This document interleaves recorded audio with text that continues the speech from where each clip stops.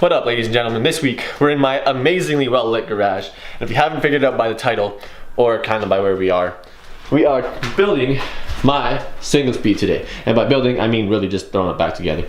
So sit down, relax, we'll talk about bikes as we go through this, and I'll let you know what's coming up for the other ones. Okay, so off we go. First things first, gotta cut off the zip ties that I threw on there for storage last year. So away they go. There goes the one, and there goes the other one. Now, I gotta find some grease. Okay, got some lovely grease here, guys, and guess where she's going? Right down the seat tube, right in there. As much as that was probably a horrible view, that's where she's going. So I'm gonna throw some of that in there, just, you know, so your bike actually likes you. I swear, it's worth it. Because when you go to take your seat out or adjust it, it'll do so absolutely immediately, as opposed to you having to struggle with it and tug on the thing. It just moves. It's fantastic. I promise, if you are building your bike or you take your seat out and you realize there's no grease in it, throw some in there. It's great. Okay, so now that we got tons of grease in there, we'll slap the seat in, just like so. And eventually, it'll go in. Now I don't really remember where it was, because I wasn't smart enough to tape it off last year. But I'm just gonna throw it in there, hope for the best. I'll figure it out later.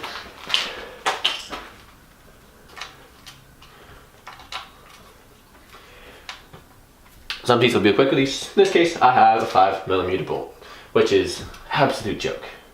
They're everywhere. They probably come with most of your IKEA's furniture, which makes it that much easier. You don't even need to buy tools. Just buy IKEA furniture and you'll be just fine. And on we go to the bars. So we got our little stem here with our 4 stem bolts. These are all, in my case at least, a 4mm bolt, which again comes with your IKEA furniture. So you don't even have to buy tools. In my case, I obviously bought tools because, well, I work on bikes a lot and I had to, so kind of the way she goes. But we got these bars on. Let's speed through this because it doesn't just happen.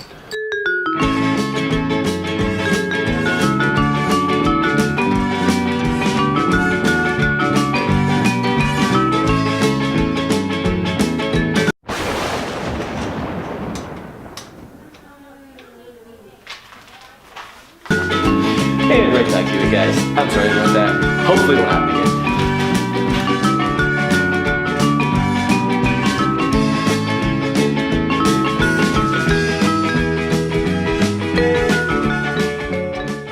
So while I'm in the middle of this, guys, I will let you know one thing. If you are going to be doing this yourself, you are going to want to make sure that you tighten one sort of down, one of the top ones sort of down, and then rotate through them in kind of an X pattern. That way you're actually tightening them evenly, kind of like a car. So if you've done your own tires and stuff like that, same concepts. You just want to make sure you're tightening them evenly. That way that your faceplate of your stem, or like the front part, isn't bent all the way one way or all the way the other way. It's just not good. It's just not good. The other thing too is these don't really have to be overly tight either. And I don't mean like they should be loose, but this stem, for instance, is rated for 5 to 6 Newton meters of force. If you put your finger on the end of, well, this Allen wrench, for instance, and you push down on it, I guarantee you're already exerting that pressure. It's really not that tight. You don't have to go nuts. You just really have to make sure that they're on there nice and snug. And if you have something to measure the torque, even better. It makes your life that much easier, and your stuff will be that much more precise. But the mountain bike is getting new brakes this season, so that will hopefully come soon enough. We'll be back in the garage. Really hoping to get out for a rip on this guy soon. But if you guys have looked outside recently, at least if you live in Ottawa, you would know that that doesn't really seem all that practical right now. Anyways, guys, we get back to it, slap the front wheel on, and we're pretty much done. So it's really not that hard, especially when I store them like this. It makes it that much easier. Okay, guys, wheel time. So, front wheel goes in nice and easy on the stand. Obviously, if you don't have a stand, throw your bike upside down if you really want to, or just do it on the ground, however, which way you please. Now, if you are going to do it on a stand, one thing you're going to want to make sure, though, is that when you throw it on the stand, you can tighten it on there like finger tight. I wouldn't suggest tightening it down all the way with a wrench, though, or whatever you're going to use, simply because it doesn't always go in completely straight. You're going to want to drop it on the ground, make sure it is actually properly aligned, and then tighten it all the way down. But the other thing, I used to make this mistake all the time, is if you throw your wheeling on stand and you drop it down, then adjust the brakes.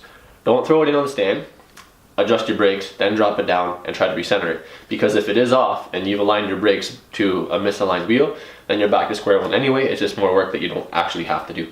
So I'm gonna drop this on the ground, recenter it, and then we'll pop it back up. We'll check the brakes. I'll see you guys in just a second. Okay, moving on. the front wheel is on and set. Now all we got to do is check the brakes out. So first things first, this guy right here, this guy right here is up. That basically means that the brakes are released and the wheel could fall out if you really wanted to, if it was loose. So what we're gonna do is flip this tab down, and now the brakes will be in their engaged position, if you will, at least like ready to be pulled. I don't really know what it's called. But anyway, what you want to check now is how the spacing is against the wheel. Make sure it's relatively even, and if it is, you're kind of good to go. If it's not, there are some adjustments to be made, which in the case of these brakes could be made via this screw up here. That will have to do with the pressure to one side.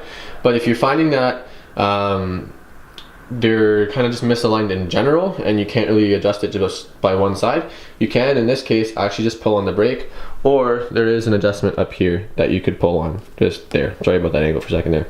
Now, what we're gonna check is the throw of the brake. So basically, you wanna make sure that the brake lever itself doesn't have to go back too far when we're trying to brake.